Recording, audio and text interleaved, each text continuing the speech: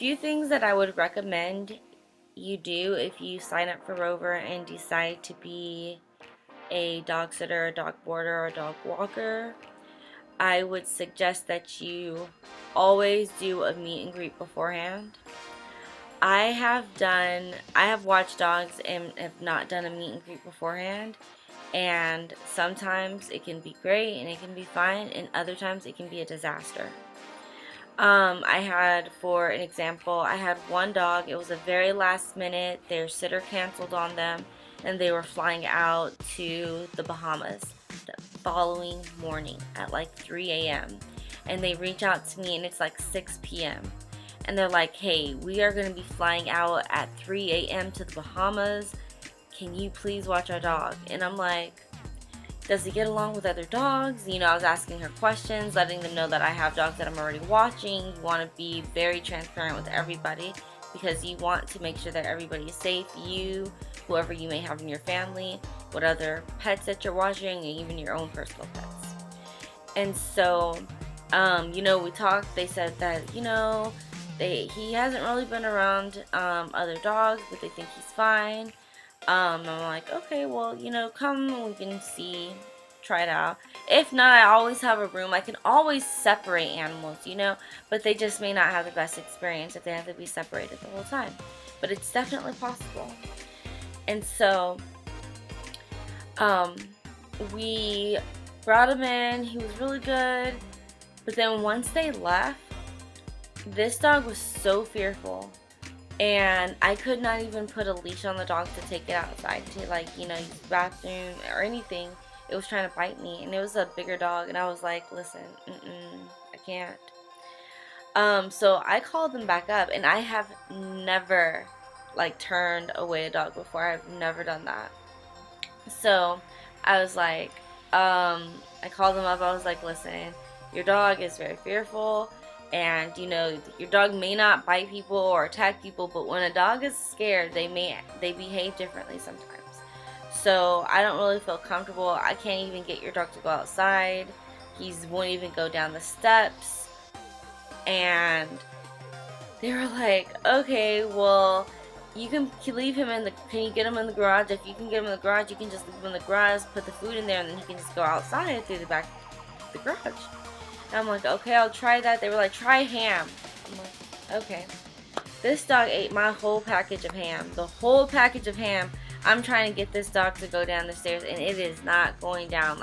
It is almost going down. It'll go down once. I have 2 steps. It'll go down 1 step and then go back up. And it was not like having it with anything. And I was like, listen, this is not working. So I called him back up, and I'm like, listen, you may have to pick up your dog because it's just not working. He's in my house, and I can't get him out of my house. I can't get him on a leash. He's trying to bite me. So the guy comes back over, and he has to get a chair to get his dog and get his dog in the garage. And I'm like, oh my gosh, what am I doing?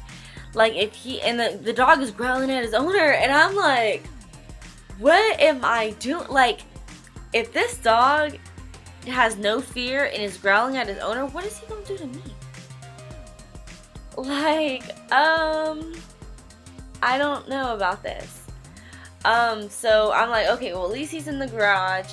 I can take all of my other dogs outside for walks through the front door. He can have the backyard, I can make things work, and it'll be safe for everybody. That's my safety number 1.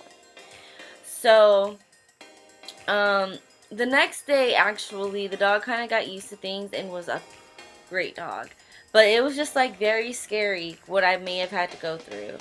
But that was one instance that I didn't do a meet and greet, and it could have been a disaster. Because they were like, we ain't taking our dog back. We going on this trip. So, I'm glad that it wasn't a disaster. So, meet and greets are definitely important. Another thing I would do is make sure you keep your house clean. Dogs chew up everything. Try to keep everything black. I try to block off my kitchen. I have 2 baby gates, so I have 2 entrances to my kitchen, so I keep baby gates there. I have I try to keep everything clean. I try to keep everything smelling good. The worst thing you want is somebody to come into your house and be like, oh, it smells like a dog in here, dogs in here. Um, Especially the people coming to drop off their dogs, because they are looking for a home environment, a clean environment. And so I always make sure I have candles burning. I set the mood. So I have candles burning all the time when I have a meet and greet or when someone's coming to drop off their dog or pick up their dog. I just consistently have candles burning. I try to make sure the floor is vacuumed. If there's a ball or two out, I try to make sure there's not too much toys going around. I try to make sure that I've swept, that there's no dog fur on the floor. I have Animal Planet playing in the background. I don't really watch TV, so it's really just there just to create the mood. And then I'm just, super outgoing. Just talk to them, let them know what I offer, and I just tell them up front. And that's what you want to do. That's number 3. You want to be upfront with whoever you're about to be, working with, your customer. You want to be upfront with how you do things. You want to tell them a little bit about yourself, what got you into the business, what your typical day looks like. So what I do is I start off by just telling them, who I am. I tell them I've been doing this through this site for this long. I have handled these situations. I can do medication. I can give shots.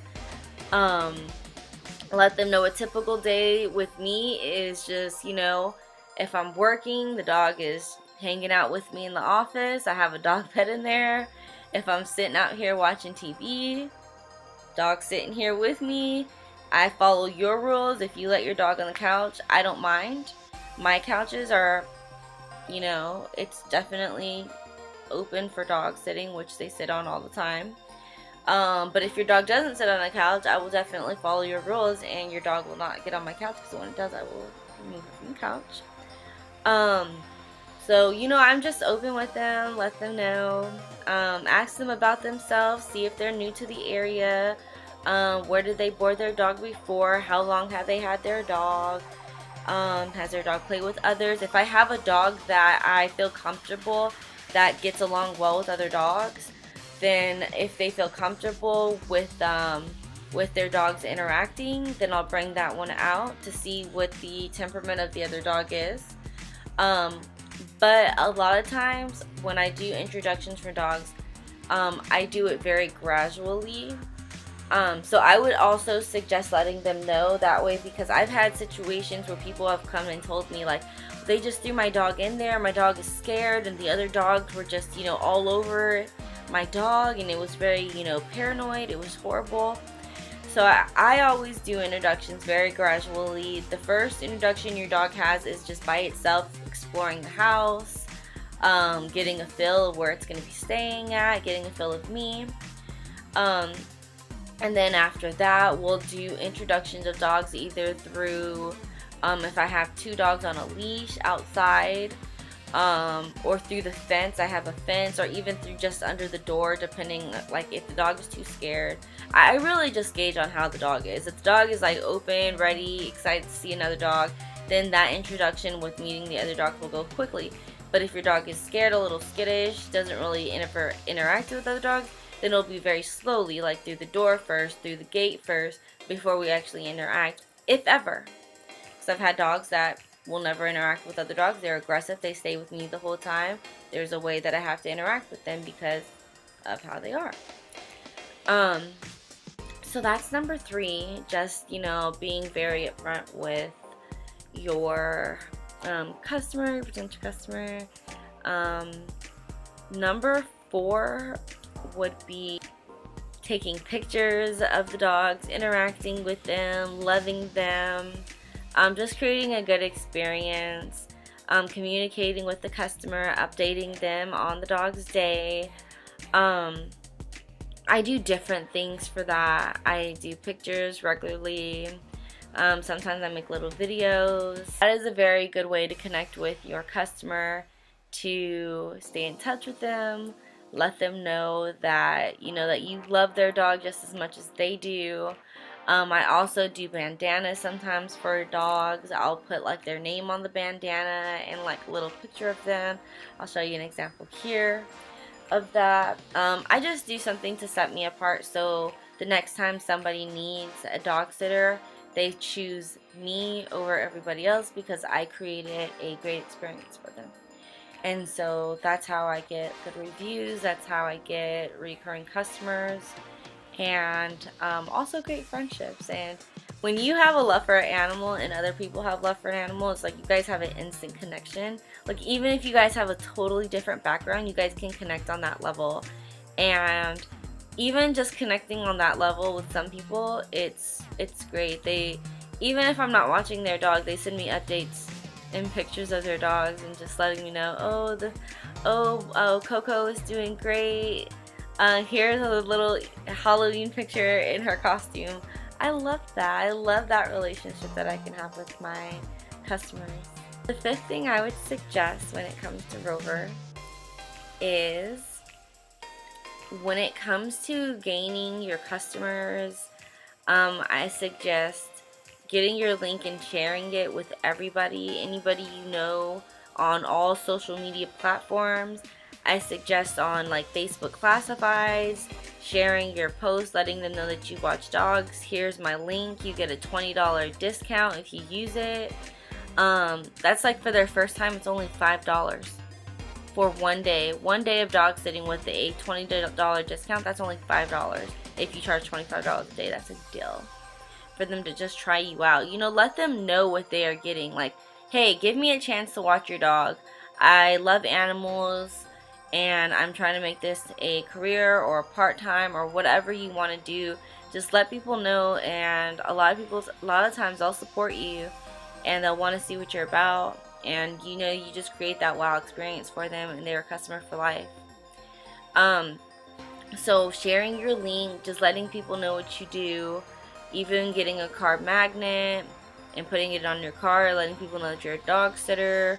If you have like a neighborhood flyer, which we do, you put your information in that, because I'm telling you, 50% or more of people probably have dogs and animals now, and everybody goes on trips, they go on vacations, they have emergencies, and so it's easier not to bring your animal with you, so they have you there babysit. So that is just definitely really important, staying consistent with that customer. If you start giving them pictures, consistently do that on if you do it daily or every other day or however you do it, just stay consistent with them, keep that positive energy up, and that will really get you far, and it'll get you good reviews, and it'll get you further along. It'll get you, when they look at your city, you'll be higher up on the rankings of dog sitters. And that's what you want, because those people up there are making a lot of money. And literally, I can stay home all day. I can do whatever I'm passionate about, as well as doing my dog sitting, which I'm really passionate about as well. But any things that I want to do, I'm able to do it because of these practices that I use. So if you are a Rover sitter, let me know down below what some best practices you have that make you an amazing sitter in your city, because I am definitely an amazing sitter in my city. And if you are looking to become a sitter for Rover, get into the dog sitting or dog boarding business, let me know what's drawing you to that. What's your ideas, and do you have any struggles or questions, or do you need any advice to get you going?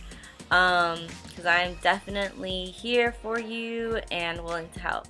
So if you like this video, please give me a thumbs up and subscribe below, or there's going to be a button right there.